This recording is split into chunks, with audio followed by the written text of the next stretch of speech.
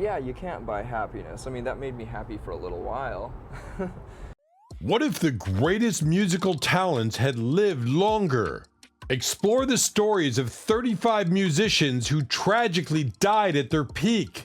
Their music still rocks our world. Find out who they are and how they changed music forever. 35. Notorious B.I.G. Guess you can say you's the one I trusted. Who would ever think that you would spread like mustard? What happened the night the Notorious B.I.G. was tragically gunned down? Biggie Smalls, that's the Notorious B.I.G. to you. Over the course of his career, he released 2 critically acclaimed studio albums, worked with icons such as R. Kelly and Michael Jackson, and developed a vicious rivalry with Tupac Shakur. In 1997, however, after leaving a party in Los Angeles, Smalls was murdered by an unidentified gunman who had pulled up beside his SUV at a red light. Smalls' death marked the end of the East Coast-West Coast feud which had enveloped the hip-hop world. 34. Janis Joplin. Oh, baby, I want my whole life to be. How did Janis Joplin become a rock icon, and what led to her untimely death? Janis Joplin was a titan of psychedelic rock and one of the true icons of the 1960s.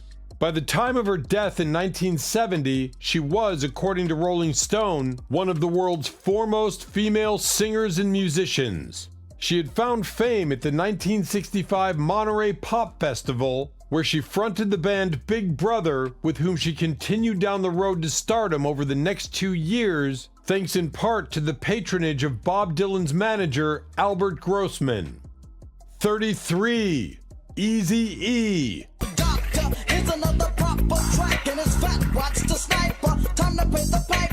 Why was Eazy-E's life cut short just as he was reaching the height of his fame? Of the various members behind NWA, Eazy-E brought one thing to the group that the others could not: authenticity. Eazy was the member who never seemed like he was playing a role. He personified the ideal of the gangster turned rapper and can be counted as one of the few figures who truly set the scene for the genre of gangsta rap. In 1995, however, at a time when he was reportedly worth $50 million, Eazy-E checked into a medical center in LA with what he believed to be asthma. He was instead diagnosed with AIDS and died a month later. 32. Mark Bolan. He's a headbanger, Oshino is a punk rocker. Deborah was a zebra, which is my first hit. What were Mark Bolan's final moments before his tragic car accident? By the mid-70s, he would become one of music's most famous glam rockers. He formed his band, T-Rex, in the late 60s, and by the beginning of the next decade, had begun to perfect the rockier psychedelic sound for which they'd become so well known.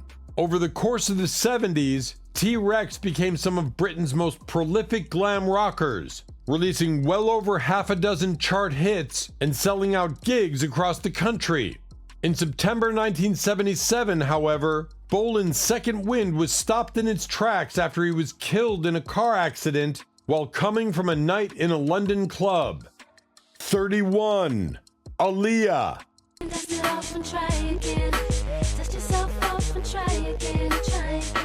How did Aaliyah's rising career come to an abrupt end in a plane crash? Aaliyah was an R&B singer from Brooklyn. By 14, she had released her first album produced by R. Kelly. Age Ain't Nothing But a Number sold over 1 million copies and put Aaliyah on the path to superstardom. In 1996, she released her second album, One in a Million, which sold twice as many copies as her first. She soon branched out into modeling and acting and had just released her third album, Aaliyah, when she was killed in a plane crash in the Bahamas in 2001 while filming the video for her single, Rock the Boat. 30. Hank Williams. If you wanna have fun, come along with me. Say, hey, good looking.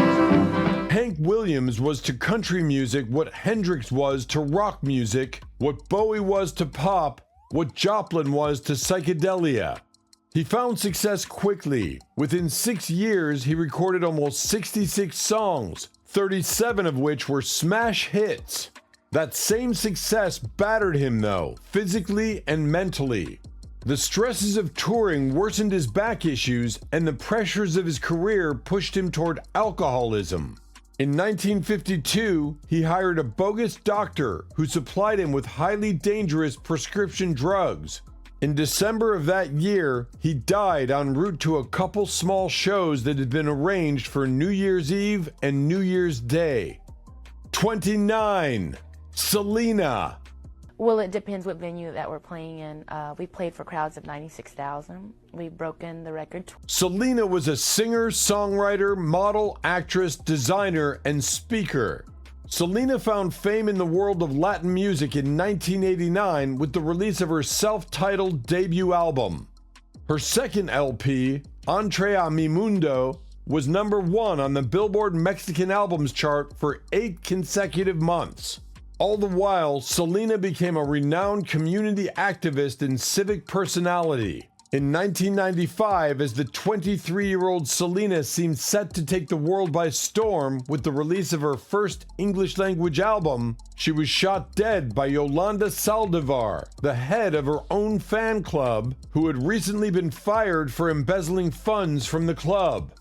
28. Otis Redding. Sentimental, no. Otis Redding wasn't merely a successful musician and a beloved artist, he was also a revolutionary. By the time of his death, The New Yorker reported he was regarded by many as the most charismatic and beloved soul singer of his generation. He had toured in Britain, France, and Scandinavia, as well as across America, and had begun to record music that was growing ever more ambitious. This all came to a swift end, however, when Redding was killed in a plane crash in Wisconsin in 1967. 27. Sam Cooke. Here's a man in evening clothes.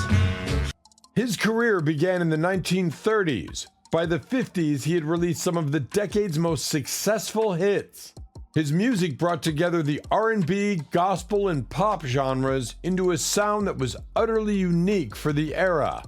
His success grew during the 60s and peaked with a legendary show at the Harlem Square Club in Miami. But in 1964, Cooke was caught up in an altercation with the night manager of a motel. He was shot dead after, allegedly attempting to attack her. The exact circumstances surrounding his death have since been questioned, and the truth of what happened that night still remains a mystery. 26. Duane Allman. He began playing music with his brothers in 1961 and saw some success, but he didn't find real fame until the foundation of the Allman Brothers Band. By the 70s, they were one of music's most influential rock groups, achieving considerable critical acclaim with their album At Fillmore East. In 1971, the whole band took, according to Rolling Stone, their first real vacation in more than 2 years.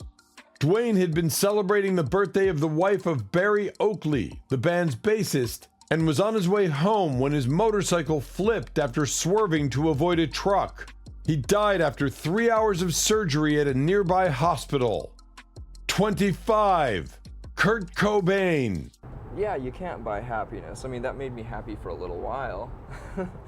But The chief songwriter and artistic visionary behind Nirvana, the band that delivered 90s anthems like Smells Like Teen Spirit, In Bloom, and All Apologies, Kurt Cobain, who really had a knack for writing lyrics that were both cryptic and voiced a deep cynicism for mainstream society. Nirvana released only 3 studio albums: Bleach, 1989, Nevermind, 1991, and In Utero, 1993. Nevermind ultimately moved about 10 million copies. In Utero debuted at #1 on the same list in October 1993, and so when the group taped its episode of MTV Unplugged a month later, it was legitimately the biggest band in the world. Tragically, just a few months later, the severe depression that had long consumed Cobain claimed him. The 27-year-old rock star took his own life at his Seattle home in April 1994. 24. Tupac. Now it's all about Versace. You copy my style. 5 shots couldn't drop me. I took it and smiled. In 1991, Tupac was ready to go solo, and he broke through in a big way with the stark and sad single, Brenda's Got a Baby. By 1993, he'd be a regular presence on the charts and MTV with one hit after another. Some of them vividly painted pictures about the often difficult life he'd had as an African American living in the inner city. Keep Your Head Up. Some of them boastful party jams. I Get Around. When Shakur was gunned down in a drive-by shooting in Las Vegas in September 1996, the 25-year-old star had reached a career milestone just 2 months earlier. His double A-side single, How Do You Want It, California Love, hit number 1 on the Billboard Hot 100. 23. Jimi Hendrix.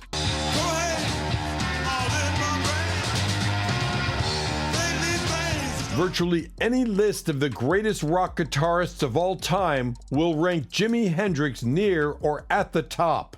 He's number 1 on Rolling Stone's list, number 4 on Guitar World's ranking, and the Rock and Roll Hall of Fame goes even further, calling Hendrix the most gifted instrumentalist of all time. That praise and legend stems from a mere 4 years in the spotlight for Hendrix, taking Purple Haze and The Wind Cries Mary into the top 10 with his band, The Jimi Hendrix Experience. The group recorded 3 albums in 1967 and 1968, all of them classics. Are You Experienced, Axis, Bold as Love, and Electric Ladyland. Hendrix led the way on a 4th album with his new group, Band of Gypsies, but that was it. Why was Jimi Hendrix so great? He combined remarkable technical skills with dark blues flavor and riffs and a wild, drugged-out, psychedelic sensibility, providing the soundtrack for the acid-dropping counterculture of the hippie 60s. Scarcely a year after his landmark appearance playing the Star-Spangled Banner at the landmark festival of the time, and perhaps of all time, Woodstock, Hendrix was dead. A barbiturate overdose caused him to choke on his own vomit. He was just 27 years old. 22. Buddy Holly. Buddy Holly's death was so shocking and tragic that it inspired Don McLean's lugubrious and lyrical American Pie, a song that sort of equated the death of Holly in a February 1959 plane crash, along with Ritchie Valens and the Big Bopper, with the death of rock and roll while still in its infancy. Don McLean did speak to at least one undeniable truth. Buddy Holly was absolutely huge, ranking near Elvis Presley in terms of popularity and influence, and filling the void in the still burgeoning genre of rock and roll in the late 50s when Presley dropped out for a while to join the military. Holly was in the middle of a package rock and roll tour, thrilling crowds in towns across the country with jangly, catchy, straightforward hits like That'll Be the Day, Peggy Sue, and Not Fade Away. In fact, he'd already scored 7 top 40 hits at the time of his death in 1959. His career had lasted just over 2 years. 21. Randy Rhoads. It makes you realize there's a lot of responsibility, and this tour, I want to really... His first major band was called Quiet Riot. He left before the group scored its commercial breakthrough, Metal Health, but that's okay, because he connected with the biggest metal idol of all, Ozzy Osbourne. After leaving Black Sabbath for a solo career, he hired Rhoads to be a guitarist in his band. Rhoads' hard-charging, vaguely menacing guitar work served as an ideal counterpoint to Osbourne's vocals, and he played on Osbourne's first 2 seminal albums, Blizzard of Oz, 1980, and Diary of a Madman, 1981. Rhoads hit the road with the self-proclaimed Prince of Darkness in 1982, And after a show in Knoxville, Tennessee, the band's bus headed to Orlando. When an air conditioner broke down, the bus stopped next to an airstrip occupied by a few planes. Bus driver Andrew Aycock was also a pilot, and he thought it might be fun to sneak aboard a plane and take it for a spin. On his second trip, he took Rhodes and makeup artist Rachel Youngblood along. Then, Aycock thought it would be hilarious to buzz the tour bus. Aycock got close on the first 2 attempts, but on the third try, he clipped the bus and crashed the plane. While no one on the ground was hurt, all 3 people on board died, including Randy Rhodes, barely 25 years old. 20. Jim Croce. Got a song. I've got a song.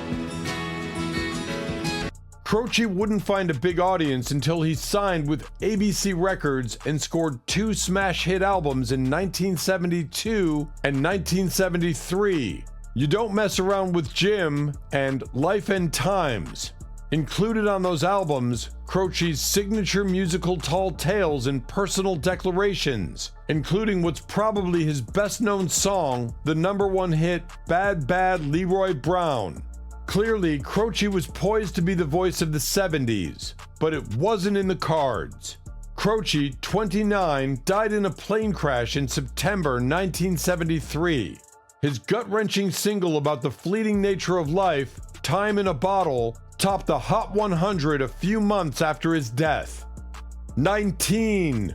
Mac Miller. Hello everybody, it's Mac Miller, the Charles Xavier of Love. Now you've seen us laugh and you've seen us cry. Mac Miller was only in the big time for less than a decade. In 2011, his first studio effort, Blue Slide Park, topped the charts, a rare feat for an indie release. His status as an up-and-coming star was solidified further as he released more big albums and hit singles like Self-Care, Loud, and The Way, a collaboration with his girlfriend at the time, Ariana Grande. By 2018, Mac Miller was hugely famous and at the top of his professional game, but he suffered in his personal life. Miller struggled with depression and substance abuse, and addiction eventually got to him. He was found unresponsive by a friend at his California home in September 2018 and was pronounced dead. 18. Ronnie Van Zant and Steve Gaines. Most definitive of the southern rock style of the 70s was Lynyrd Skynyrd. The band is best known for the genre's unofficial theme song, Sweet Home Alabama, and one of the most epic rock songs ever, Freebird. The band's sound had gelled, and their popularity was peaking when it released its 5th album, Street Survivors, on October 17, 1977. Out on the road at the time Street Survivors hit stores, Skynyrd boarded a charter flight after a concert in Greenville, South Carolina, bound for the next gig in Baton Rouge, Louisiana. Somewhere over Mississippi, the plane ran out of fuel, and pilots Walter McCreary and William Gray attempted an emergency landing. Tragically, they didn't make it, and the plane crashed. Lead singer Ronnie Van Zant died, as did guitarist Steve Gaines. 17. XXXTentacion.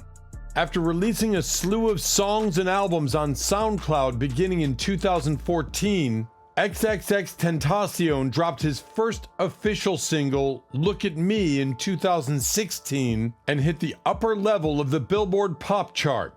His first 2 full-length non-SoundCloud albums captured a huge audience. 17 hit number 2 on the album chart, and Question Mark went to number 1.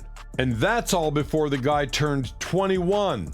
For as much success as he had in music, the rapper, born Jassa Onfroy, had a troubled and disturbing personal life. In 2016, he assaulted a romantic partner and threatened to cut out her tongue, and a few months later held a knife to the same woman's throat when he believed she was being unfaithful. When that same woman told XXX she was pregnant, he allegedly beat her, threatened to kill her, and locked her in an apartment. She escaped after 2 days of captivity. XXX faced numerous charges, but the case was never resolved. Then, on June 18, 2018, XXX Tentacion was fatally gunned down in Florida.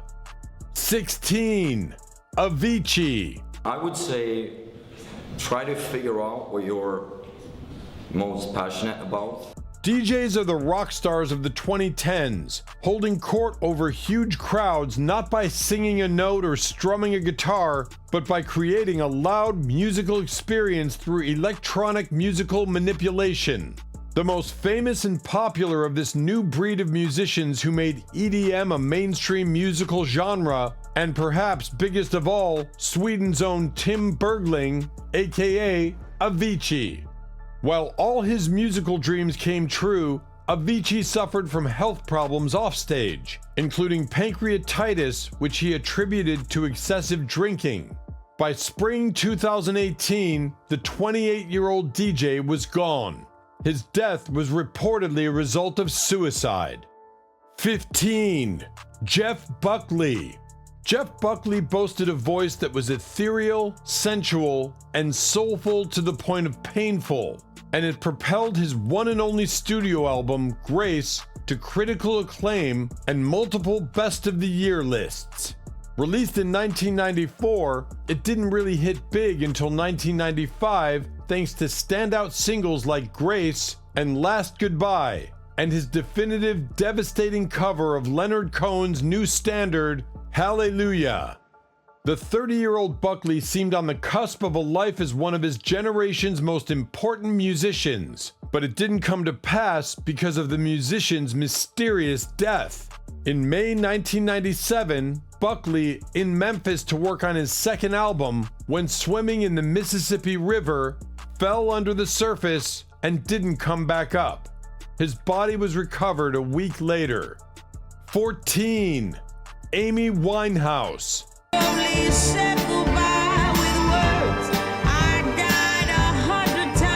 When Amy Winehouse emerged in the mid-2000s, she offered something new by offering something old. She also sounded amazing, dazzling crowds with her powerful bluesy voice. Nevertheless, rehab made Winehouse an international star, and she cleaned up at the 2008 Grammys. The singer took home 3 out of the 4 biggest awards of the night: Record of the Year, Song of the Year, and Best New Artist. But Winehouse never kicked the substance abuse that led to her most famous song. On July 23, 2011, the 27-year-old singer died of alcohol poisoning. 13. Keith Moon.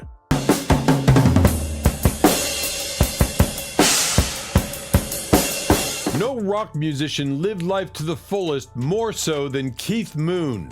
His chaotic drumming made him a legend, placing him second on Rolling Stone's list of the 100 greatest drummers, and was the driving force behind one of the greatest bands of the era, The Who. On January 4th, 1970, Moon and his entourage left a pub mobbed with skinheads that were harassing him. While trying to escape, Moon took the wheel of the car and accidentally ran over his friend and chauffeur, killing him. The judge cleared Moon of the 3 charges he pleaded guilty to: drunk driving, driving without a license, and driving without insurance, because of the circumstances at the pub. However, according to his friend Larry Smith, the moment had an effect on the drummer. Smith said that Moon was shell-shocked. Moon's predictable demise finally came 8 years later, on September 7th, 1978. Moon was pronounced dead at the age of 32 from an overdose of heminevrin. 12. Tom Fogerty. Sibling rivalries are not uncommon in music. However, few were as tumultuous and tragic as Creedence Clearwater Revival's feud between their 2 guitarists, John and Tom Fogerty. Despite being the younger sibling, John became the band's driving force, taking over all the singing and songwriting duties previously held by his brother. Tom did not enjoy losing control of his band to John, according to Ultimate Classic Rock. However, John's control of the band drove it to superstardom in the late 1960s. After the 1970 album Pendulum, Tom left the band.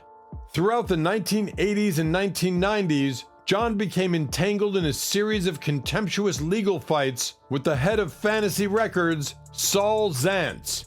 In these fights, Tom was firmly in Zaentz's camp. During the 1980s, Tom was infected with AIDS from a blood transfusion.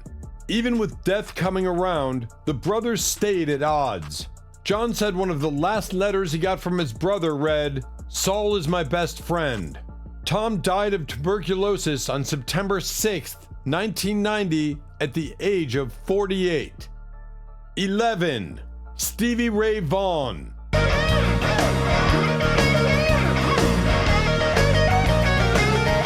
Vaughan was a music legend to other legends. Throughout the 1980s, he released 4 studio albums with his band Double Trouble.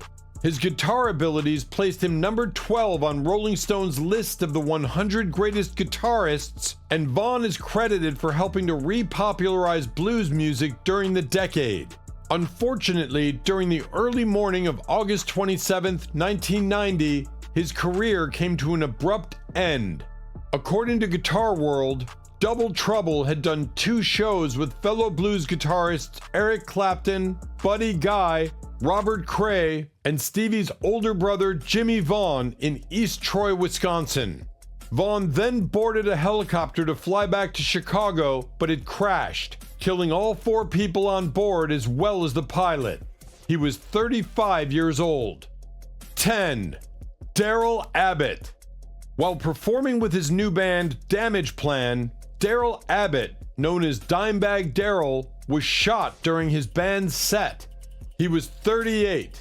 In 1981, Daryl helped form the heavy metal band Pantera, and his guitar riffs helped drive the band to success until they split in 2003. Pantera reshaped the metal genre over their 2-decade run. Pantera's drummer, Daryl's older brother, Vinnie Paul Abbott, said of the band in an interview with Rolling Stone in 1992 that, "We pulled the very best out of each one of ourselves, and with each record that we made, that mountain got taller and taller to climb." 9. Jim Morrison. Well, show me the way to the next whiskey bar. Equal parts poet and rocker, Morrison sang with entrancing intensity and howled like a musical Ginsberg. He lit everything up with Light My Fire and showed off-the-cuff creativity when performing The End. But when 27-year-old Morrison met his end in 1971, the world was kept in the dark. Morrison died in Paris on July 3rd, but Rolling Stone noted that Doors manager Bill Sidon didn't inform American news outlets until July 9th, 2 days after the legend was laid to rest. According to Morrison's death certificate, he had a heart attack, but nobody conducted an autopsy. Morrison's wife Pam claimed he coughed up blood before apparently passing away while bathing. This supports reports that Morrison died of a respiratory ailment. 8. Kristen Pfaff. What were Kristen Pfaff's last moments before her fatal overdose? Kristen Pfaff first found regional fame as a member of the Minneapolis band Janitor Joe. Courtney Love and Eric Erlandson tried to sway her into becoming the bassist for Hole. It didn't work then, but she eventually came around.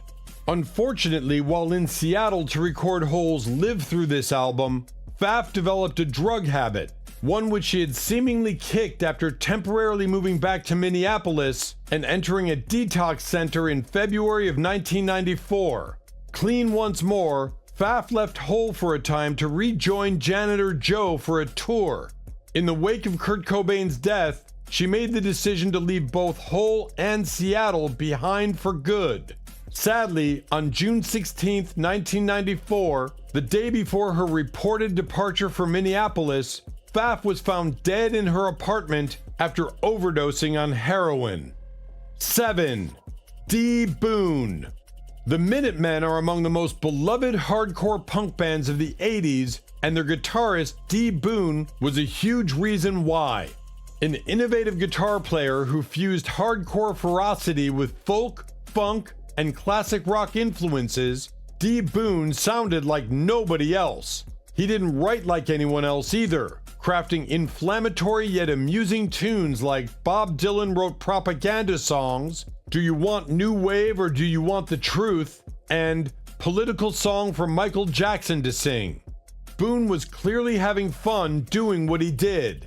It's a shame then that it ended so quickly. On December 22nd, 1985, Rolling Stone reports Boone was riding in a van in Arizona when it crashed and killed him. His death also brought an end to the Minutemen, long before their time should have been up. 6. Mia Zapata.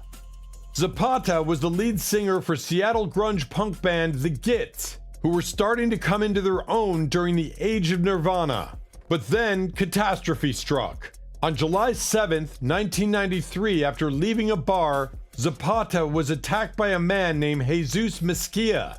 He beat her, raped her, and then strangled her to death with the cord of her sweatshirt, according to Rolling Stone. 5. Rudy Lewis. Why did Rudy Lewis die alone in a hotel room at the height of his career? The Drifters were one of the premier vocal soul groups of the 1960s, first serving as backup to R&B star Clyde McPhatter. Among their pop classics and oldies radio standards, Save the Last Dance for Me, This Magic Moment, There Goes My Baby, Up on the Roof, and On Broadway, the latter two with lead vocals performed by Rudy Lewis. The Drifters had a difficult time replacing breakout star Ben E. King, who left the group in search of a solo career. Johnny Williams and James Poindexter left over personal and professional reasons, while Lewis exited the band by way of his death. In May 1964, Lewis was discovered dead in a hotel room with a needle in his arm, one of several indications that he overdosed on heroin at the age of 27. 4. Brian Jones. Our love was like the water. Everyone knows Mick Jagger and Keith Richards, but when they began, the Rolling Stones were initially steered by Brian Jones. As bassist Bill Wyman put it, he formed the band. He chose the members. He named the band. He chose the music we played. He got us gigs. He was very influential, very important, and then slowly lost it, and just kind of wasted it and blew it all away. As the Stones began moving in a more pop-centric direction, Jones grew more frustrated, drowning his sorrows in alcohol and drugs, which led to depression and dramatic mood swings that eventually resulted in his dismissal from the Stones.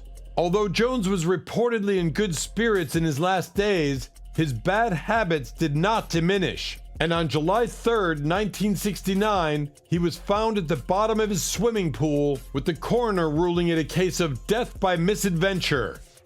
3. Fredo Santana. What caused Fredo Santana's promising career to be cut short by addiction? Derek Fredo Santana Coleman was a rising star in Chicago hip-hop thanks to his successful 2013 debut album Trappin' Ain't Dead, several acclaimed mixtapes, and his hit single Pass Me My Double Cup. Unfortunately, his success and life was short-lived, as he passed away at age 27 on January 19th, 2018.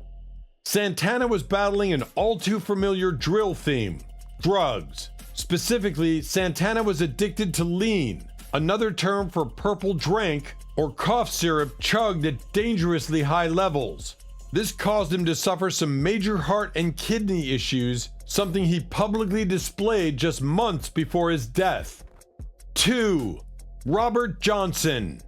What really happened to Robert Johnson, the man who sold his soul for the blues? The man defined Chicago and Delta blues despite only recording a handful of tunes. But when those tunes include Sweet Home Chicago, Crossroads, and Love in Vain, you've already written more than enough to ensure your artistic immortality. Unfortunately, his physical mortality didn't last long. Johnson's death, like Johnson himself, is shrouded in mystery and rumor. This is the guy, after all, who claimed he sold his soul to Satan at a Mississippi crossroads in exchange for mastery of the guitar. There's no 100% confirmation of how he died on August 16th, 1938, only that he did. 1. Linda Jones. How did Linda Jones' rising career come to an end due to a diabetic coma? Had Linda Jones lived longer, she might have become one of the most famous gospel-tinged soul singers of all time. In 1967, Jones hit the big time with her song Hypnotized. She was on her way to becoming a star along the lines of Cissy Houston and Dionne Warwick, only fiercer. Jones, a diabetic, was at her mom's house on March 14, 1972, following an afternoon show at the Apollo in Harlem. She asked her mom to wake her up from a nap in time for her evening show. When her mom went to do that, she found Jones unconscious. Her mother called for an ambulance, but she was already gone, the victim of a diabetic coma. It's not the most soulful way to go, but sadly, a realistic one. Thanks for watching. If you enjoyed this video, please like, share, and subscribe. Check out our other videos for more incredible music stories. Stay tuned and keep the music alive.